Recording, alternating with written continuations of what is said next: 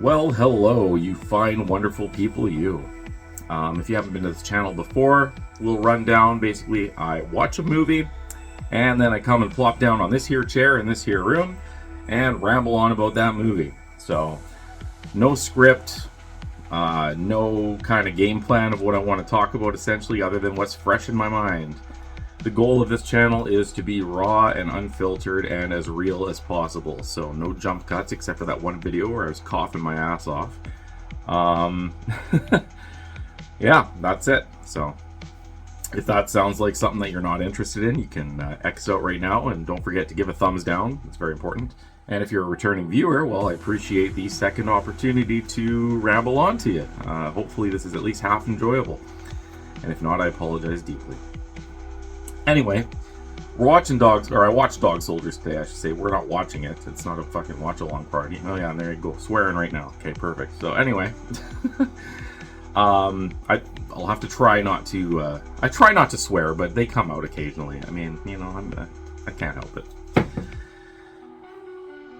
Dog Soldiers, let's get into it. Enough rambling about stupid crap that nobody cares about. So, opening scene, we've got a couple, which, if you know horror movies, or any of these kind of movies where things kill people and there's scary stuff, you know that these people are probably gonna die. So that's fun, but we'll go into it anyway. So like they're out camping in the wilderness in Scotland, and I guess I don't know if it's like a landmark moment of their relationship, if it's an anniversary, or if maybe he's going off to school or something, because she presents him with a little gift, which is a sterling silver letter opener thing. I don't know if it's a family heirloom or something. I can't remember. Maybe he got a new job at some big office place or something, and that's like a little, here you go, that you can use this at your job. I don't know. It doesn't matter. It really doesn't. Anyway, this letter opener is arousing enough for this gentleman and his partner to start making out over it. Not actually, but you know what I'm saying. They start getting hot and heavy, but are interrupted by the zipper of their tents very slowly going up. And they're looking like, okay, what the hell? They're kind of concerned, and something grabs the woman and starts pulling her, and she's screaming, and boyfriend grabs her and is trying to pull her back, and all of a sudden a big spray of blood splats up on the guy's face, and he lets go like in shock. Girlfriend's dead, pulled out, boom, Dog Soldiers title. Okay, cool. All right, so that's our intro. I dig it. Not wasting any time. Now we cut to our main character essentially of the film, Cooper. So he's in the forest, he's running, he's fighting people. He is a soldier essentially, and it turns out that this is basically a tryout essentially for the special ops. So he's, I guess, fighting other special ops guys. He has a mission parameter. They don't really go into detail on what the parameter is, but anyway, he ends up being captured and held at gunpoint, and his the captain of that scenario approaches him and is like, okay, well, maybe he likes him, I don't know, but he says, okay, well, you got an opportunity here. There's a K9 unit. See that dog there? Shoot it. Hands him a gun. Cooper's like, what? And Captain Ryan repeats, shoot the dog. He's like, I can't do that. It's like, you can't even shoot a dog. He says, well, it's not that I can't do it. It's just that I'm not going to do it for absolutely no reason. You know what I mean? It's different, and we're not in a combat scenario. You're literally just, you know, nothing. Ryan doesn't give a shit. He says, listen, if you can't even shoot a dog, you're no use to me whatsoever. He ends up shooting the dog in front of Cooper, who is pretty pissed about it. They have a brief scuffle. Anyway, he fails, needless to say. Yeah. So he's sent back to his squad in the army, who, a couple weeks later, is arriving into the Scottish wilderness. So they're dropped in by helicopter. A squad of, I think, like 6 or 7 guys. I can't remember exact number of them or whatever. Exit there. They have training guns with a little like yellow clip on the end to make it obvious that they're firing blanks. I guess that's something they do. I don't really know too much about UK military, but that's the impression I get, that denotes that it's not live rounds. So anyway, they have a training mission which is sort of akin to what I would say like the Army's version of Top Gun, maybe. So like, not the movie, not like Maverick and Tom Cruise and that, but like Top Gun, where nations of the world pit their fighters against each other in different scenarios to sort of determine like who's the best of the best or whatever. It's an actual thing that they do, or they did. I don't know if they still do, but I think they do. Anyway, this is basically pitting the army against the special forces. So there you go. That is the mission. So their mission is, or the scenario is, they're dropped about 50 kilometers behind enemy lines, and they have to make it through without getting caught, essentially. So that's fun. Which, yeah. So they start getting ready. They start, they're doing their call signs and all this kind of military stuff. And turns out that we see through a pair of binoculars that they're already being watched, essentially. Like, it turns out that the leader of the special ops team is Captain Ryan, who's the one who dismissed him there. So that's a little tongue-in-cheek, but yeah, well, there you go, small world. So obviously he's probably like, oh, this fucking idiot again? Okay, this won't be an issue for us.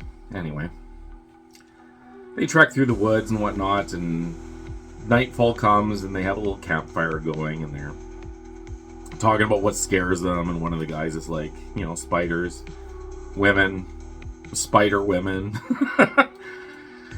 And it ends up going off into a little tangent where the sergeant of the army group, Wells, starts telling about this his tour in Iraq or whatever, I guess during the Gulf War and whatnot, where there's this one guy who was like a buddy to everyone in the squad, super chill guy, whatever. Anyway, he goes on saying that he ends up stepping on an IUD, and it really sobers you up when you're picking up parts of your buddy that you start to recognize, like a bit of an ear, a nose, whatever.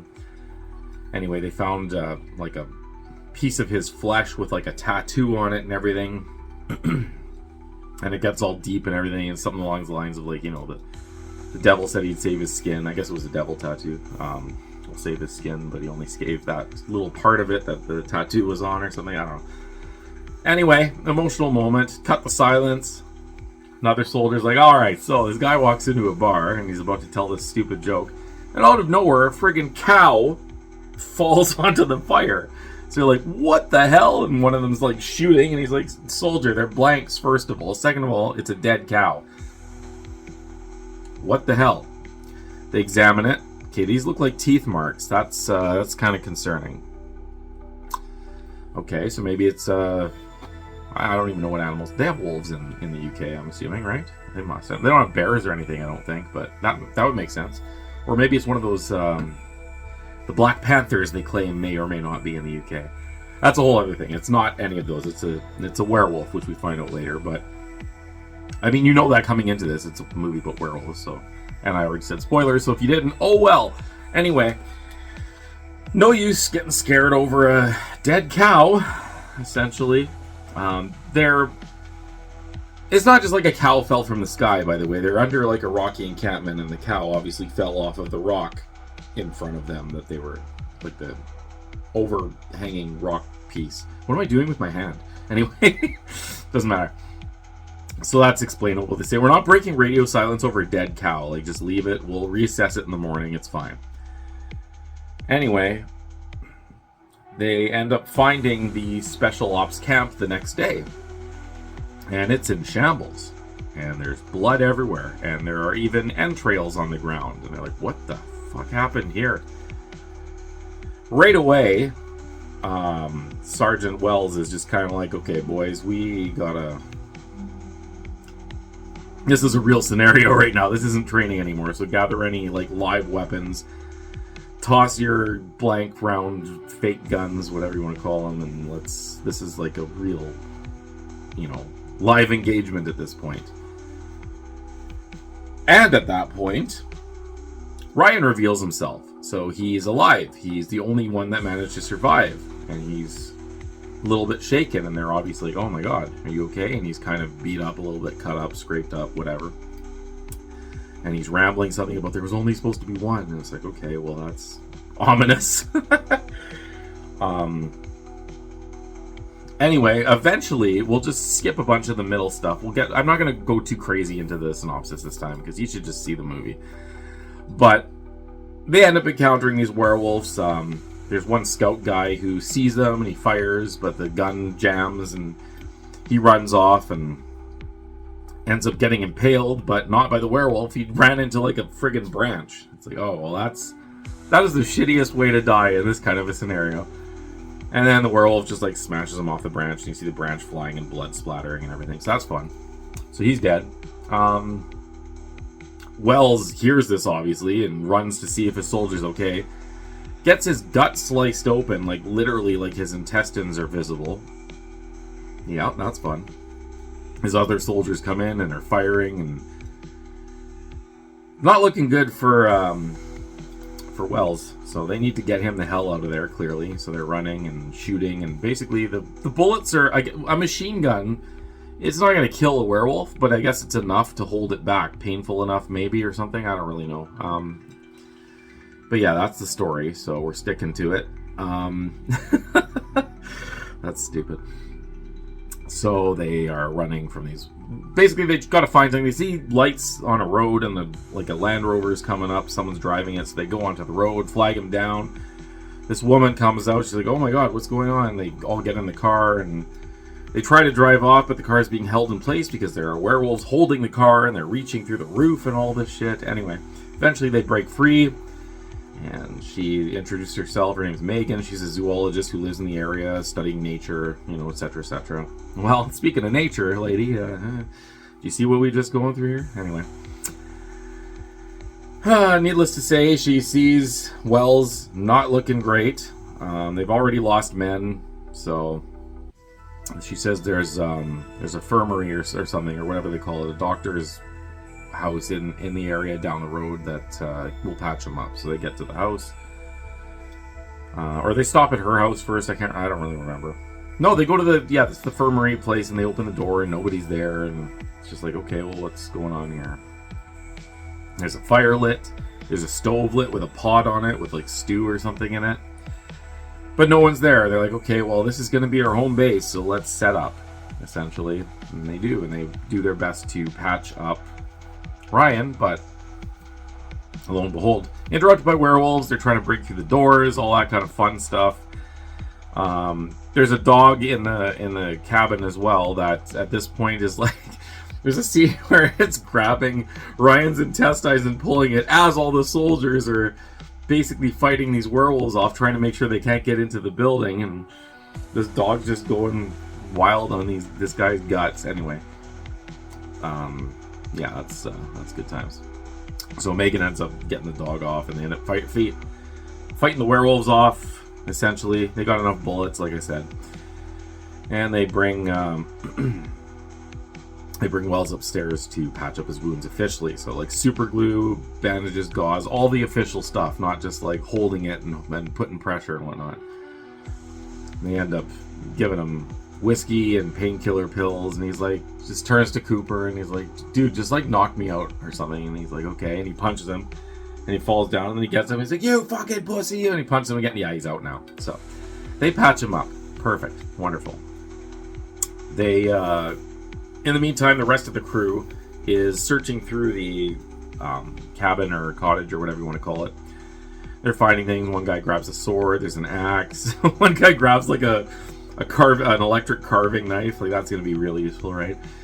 But yeah, the sword is good. That's fun. Good melee. I didn't introduce any of the characters, really. So the only characters of any value, really, are, the ones we already mentioned. So Cooper, who's the corporal. He's like second in command under Wells. Then we got Captain Ryan, who is of the ops squad. We already know that. Got Maggie, who's the friendly passerby zoologist lady that knows the area. We've got Spoon, who's kind of like the loudmouth jokester of the group. And then we have Joe, who is obsessed with the game. Like, even in the beginning of the game, the beginning of the film, he's like, can't believe I'm missing the game for this stupid operation. And he gets shit about that. And who's the other guy? One more guy, Terry. He's fodder, essentially. He's like the first one to get taken. And he does. He gets pulled out the window, and that's the end of Terry. Anyway, the more the movie progresses, the more annoying Ryan is getting, just commenting like, you guys are all gonna die, like you're gonna need more firepower than that, blah blah blah. And they're getting sick of it at this point. Like, dude, just shut the fuck up, like seriously. And Cooper has a little moment with Wells, who's, you know, realistically, he's looking at his stomach. Yeah, he's patched up, but he was disemboweled. Like, he's not gonna make it probably. So he's like, listen, the squad's yours, bud. I know you can do it, etc. They have a little heart to heart, I guess. Anyway, he comes down and explains the situation, and basically it's confirmed by him and Megan that they're werewolves. They're fighting werewolves. And the guys are like, okay, really? And he's like, okay, well, first of all, it doesn't really matter what they are. Whether they're like escaped asylum, you know, inmates that just have really long hair and don't cut their nails, or we're dealing with what we are actually dealing with. The fact is, they're out there, we're in here, and we gotta just hold together and defend ourselves, you know, etc. Good pep talk, that's great. But these wolves are, they're surrounding the house, and essentially he says, like, the only reason they're not just coming in and tearing us to shit right now is because they don't know how much ammo we have left. So that's the one thing that's kind of holding them off. They're going in little spurts, occasionally attacking and whatnot to, I guess, test. Oh, they still got ammo. I guess we got to frig off for a little bit. Anyway, guess what? Our good friend friggin' Ryan is a werewolf, and he turns. That's fun, right? Yeah, great, good times. He attacks and he gets a sword right through his chest, like the blade is sticking out of the front, and they shoot at him, and I guess it's just too much, and he jumps out the window, and there you go, he runs off. Not dead, but that's fun. So that's cool. I mean, at this point, I think, who do we have left? We have, we have Cooper, Wells, Joe, Megan, and Spoon.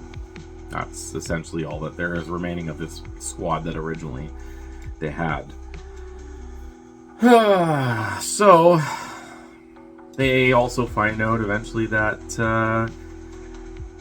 Megan, she's a zoologist, so she says, listen, they're exhibiting pack behavior. That means they probably have an alpha and a beta, and they probably have a lair, and it's probably warm and very close to the food source. Everyone kind of looks, and she's like, the barn. So, okay, well, that's fun. Their initial vehicle that they arrive there is wrecked. I forgot to mention that. There's a scene where it gets trashed. There are werewolves all around it, and one of the guys throws a flare, and it ends up going into the car, and the car explodes. So that car is out of commission. But there's another vehicle in the barn, shed, garage, whatever you want to call it, that she doesn't have the keys for, but if you can hotwire it, you can use that. So that's an option. They need a loudmouth to distract them while someone goes to the car. And guess who's a loudmouth? Good old Spoonie. Yep, so he does that. That's fun. Ends up successfully distracting the werewolves enough that someone can go to the vehicle and they drive it up, but you know, it's not. It's werewolves. The plan does not succeed. Let's just put it that way. But they come up with another plan. They say, okay, well, we're going to drive this vehicle. We're going to load it up with compressed gas, which there are canisters of or whatever, and we're going to puncture the fuel line, drive it into the barn, and boom, that's what we're going to do. Which is, you know, a solid plan. That's great. And they do it. Lo and behold. Hooray.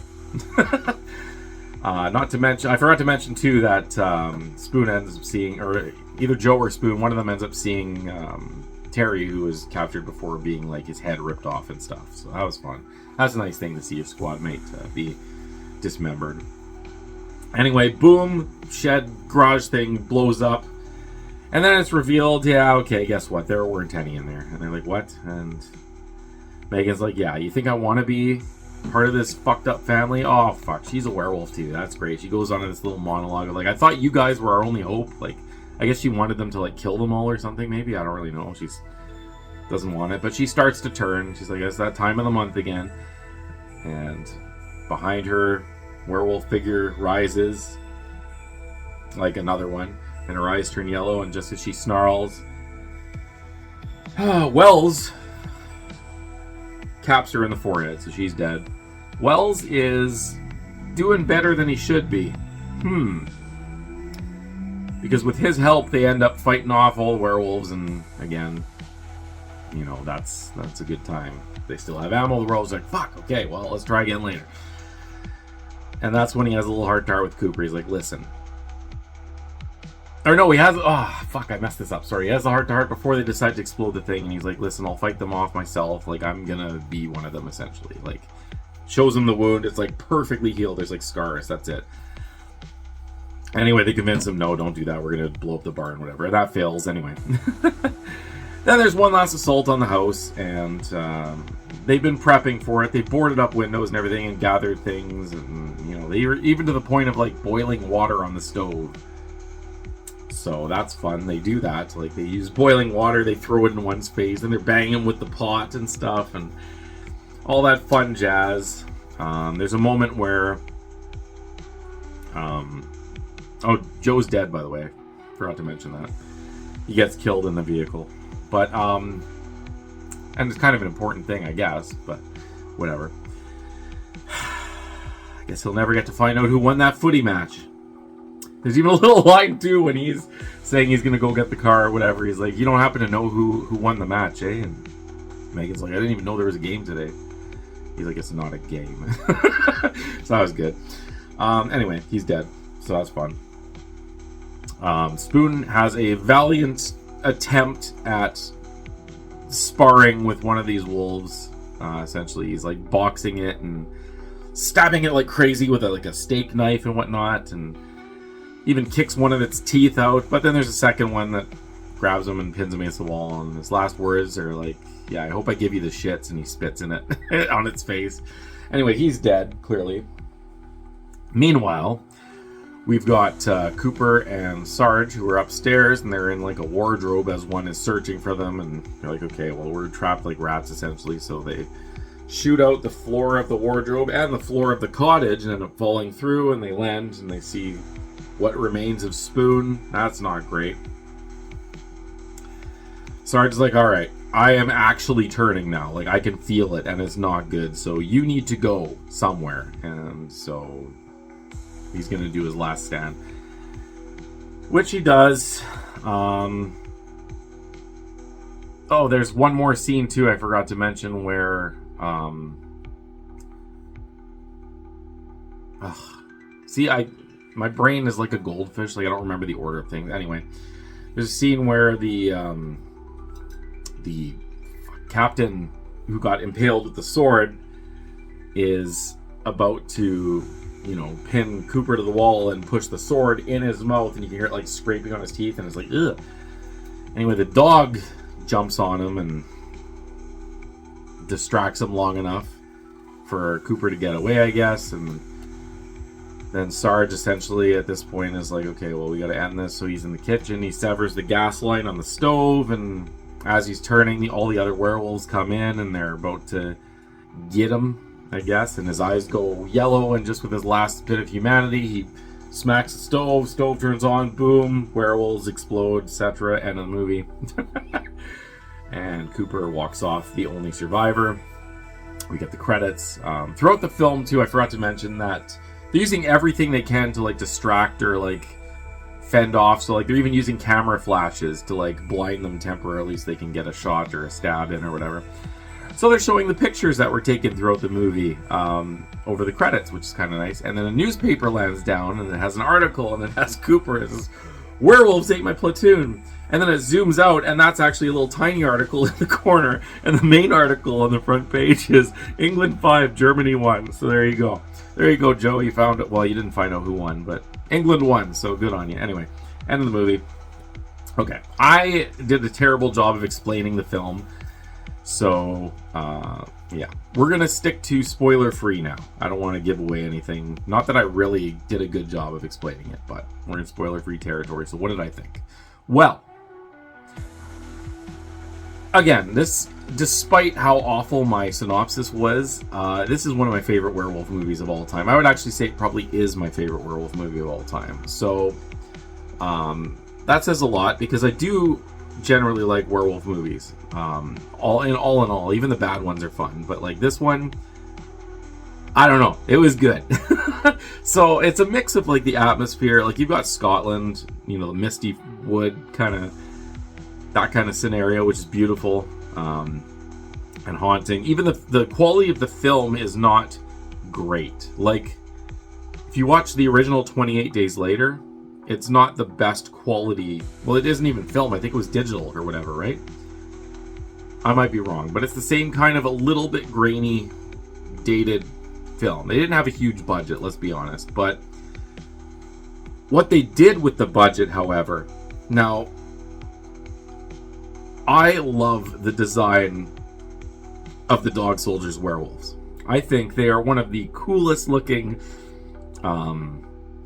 practical effect werewolves, at least, that I've ever seen. And, you know, there are some really solid ones out there. I'm not going to say that, you know, I'm 100% right and everyone should agree with me. Holy moly, that flared up. Anyway, just put that over there. But yeah, the design is fantastic. They're really tall, they're lanky, they kind of have like, you know, the tufts of fur, like the wolf head and on the hands and stuff, but like skin, like they're not, their whole body isn't furry. It's kind of like human skin, but black. It's really cool looking.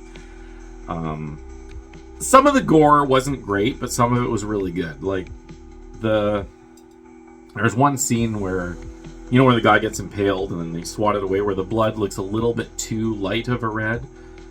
But the rest of it, for the most part, it was pretty well done. Like when they open up the back of the... I'm not going to spoil anything, but one of the characters' deaths, when you see the aftermath of it pouring out from where it is... I'm doing my best to not have spoilers. Anyway, that's really gross, so that's fun. A lot of the entrail stuff looks pretty realistic. That's good. Fun fact, Sean Pertwee, I think is how you pronounce it.